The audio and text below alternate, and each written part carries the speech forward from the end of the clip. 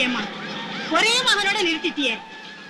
இன்னும் ஒரு மகனை பெற்றிருந்தா 10 ஊரு பழிச்சிருக்குமே அம்மா.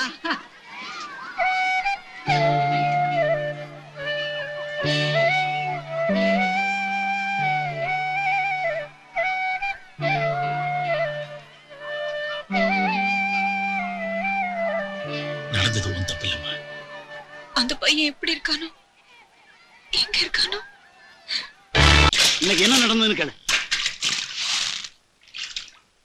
அந்த ரமணாவை போட்டு அடிச்சிருக்கான். வந்துட்டானே. அந்த ரமணா யார் ஆளு தெரியுமா? யார் ஆளா இருந்தா என்ன? அவன் என்ன பண்ணான்னு கேளு. டேய் பாருங்க, சொல்டா. ரமணன் கிட்ட பணம் வாங்கியிருக்கான். மாசம் மாசம் தவணை கட்டணும். இந்த மாசம் கட்ட முடியல. என்ன கட்ட முடியல? சொல்டா. பிள்ளைக்கு அம்மா போட்டுருச்சு.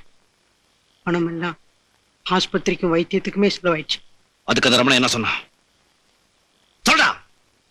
நீ பணம் கட்டாட்டி பரவாயில்ல, பிள்ளைய நல்லா பார்த்துக்கும், அதான் முக்கியம். ஆனா நீ பணம் கட்டுற வரைக்கும் ஓம் பொண்டாட்டி எங்கிட்ட இருக்கட்டும் சொல்லி அவ தலைமுடிய பிடிச்சு என் கண்ணு முன்னாடியே தர எடுத்து போய் எல்லாரும் எல்லாரும் நின்று வேடிக்கை பார்க்கறாங்க. ஏன்? அவன் தேவராஜோட ஆளு. தேவராஜனா எல்லாருக்கும் அவ்வளவு தைரியம். என்னடா பண்ணுவான் அந்த தேவராஜ்? என்னடா பண்ணுவான் அந்த தேவராஜ்?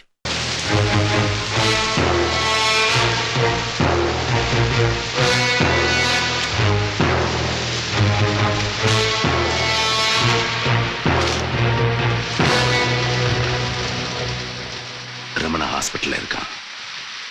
அவனுக்கு ஏதாவது ஒண்ணு ஆச்சு, நீ இருக்க மாட்டே.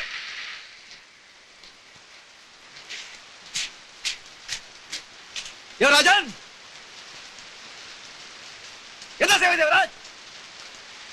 உன் ஆளுங்களை வச்சு என்ன கொண்டுடுவாயில? வர சொல்லு. என் உயிர் போறதுக்கு முன்னால இங்க 10 உயிர் போகும். நியாயம் ஒண்ணு இருக்கு. உன் ரமணா என்ன செஞ்சான்னு கேளு.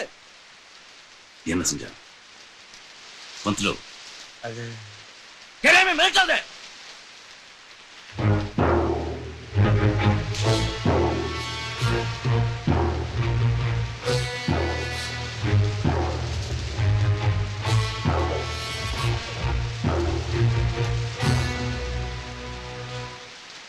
ரமணா என்ன பண்ணான்னு எனக்கு தெரியாது.